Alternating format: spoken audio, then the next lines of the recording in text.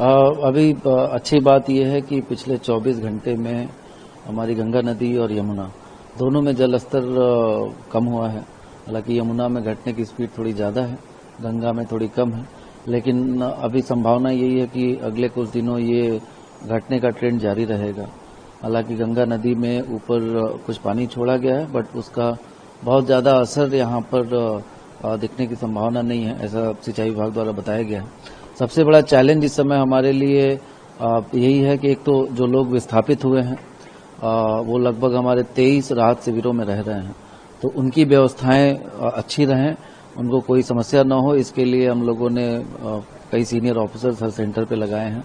ADM level के भी officer हैं, 8-8 घंटे की ड्यूटी पे सीनियर ऑफिसर लगाए गए हैं, पुलिस के अधिकारी भी लगाए गए हैं, महिला कांस्टेबल रहे हैं, स्वास्थ्य विभाग की टीमें हैं, नगर निगम की टीमें, जिससे कोई भी दिक्कत न हो।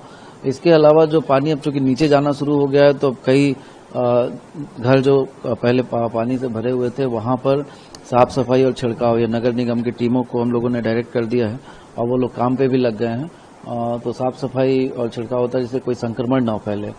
एसडीआरएफ और एनडीआरएफ की टीमें और जल पुलिस अभी भी तैनात है और लगातार जब तक स्थितियां नॉर्मल नहीं हो जाएंगी तब तक वो लोग अपना काम करते रहेंगे।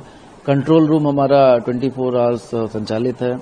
जो की ऑफिसर्स हमने लगाए हैं, 2-2, 3-3 मोहल्ले हमने एडीएम रैंक के अधिकारियों को भी बांट दिया है, तो उनके भी नंबर को पब्लिक डोमेन में डाला गया है कि जिसको भी कोई समस्या हो तो सीधे संपर्क कर सकता है। स्वास्थ्य विभाग का रोल इस समय बहुत ही महत्वपूर्ण है, क्योंकि कहीं कहीं से कहीं सांप, बिच्छू इत्यादि के निकलने की भी शिकायतें प्राप्त हो रही, तो उसको भी वन विभाग और स्वास्थ्य विभाग मिलकर हैंडल करे और कोई भी किसी को बीमारी या ऐसी कोई रिपोर्ट होती है तो तत्काल हम लोग स्वास्थ्य सुविधाएं पहुंचा सकें।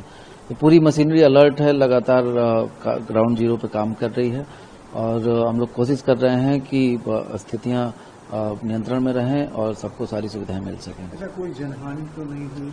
नहीं, अभी कोई ऐसी बात नहीं है।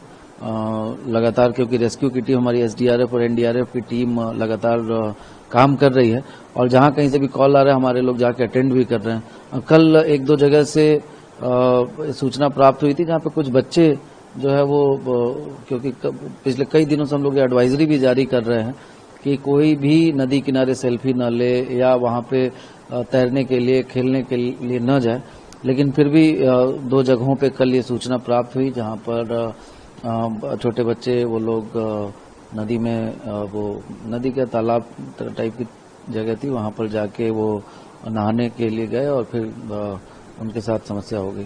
तो मैं आपके माध्यम से सबसे अपील करना चाहूंगा कि ये आपदा का समय है, तो आपदा में बहुत ही अलर्ट हमें रहना है और सबके सहयोग के लिए हमारी जो टीमें हैं, जो स्पेशलिस्ट हैं, एसडीआरएफ हो गया, एनडीआरएफ हो गया, जल पुलिस हो गई, उनके सहयोग के बिना पानी में न जाएं। अगर किसी को घर से निकलना भी हो तो हमारे कंट्रोल रूम पे फोन करें, हम लोग तत्काल नाव, हमारे पास पर्याप्त संख्या में नाव है, चाहे वो शहरी क्षेत्र हो या ग्रामीण क्षेत्र हो, तो किसी को भी अनावश्यक रिस्क लेने की आवश्यकता नहीं है। और ये जो फोटो खींचने के लिए या सेल्फी के लिए या रील बनाने के लिए तो एकदम ही नदी के किनारे जाने की आवश्यकता नहीं, एकदम मिल रहा है। और खाने की क्वालिटी को चेक करने के लिए हम लोगों ने फूड इंस्पेक्टर्स हर सेंटर्स पे लगाए हैं। शुरुआत में 1-2 जगहों से कंप्लेंट आई थी कि थोड़ा लेट से खाना पहुंचा, लेकिन उसको संज्ञान में लेते हुए हम लोगों ने एक्शन लिया, बहुत ही कड़ी कार्रवाई की और अब कहीं से भी कोई शिकायत समस्या नहीं है। टाइमली, क्योंकि हमारे पास फोटोग्राफ, एक जो संस्था काम नहीं कर रही थी उसके खिलाफ हम लोगों ने एक्शन लिया है और बाकी लोगों से सहयोग ले रहे हैं। हम लोग फोटोग्राफ्स व्हाट्सएप पे जब भी मॉर्निंग में ब्रेकफास्ट डिस्ट्रीब्यूट होता है या फिर लंच का टाइम जब होता है तो टाइमली डिस्ट्रीब्यूट हम लोग मॉनिटरिंग करते रहते हैं। तो अब स्थितियां एकदम सही हैं और अच्छी क्वालिटी का खाना हर जगह पे मिल रहा है।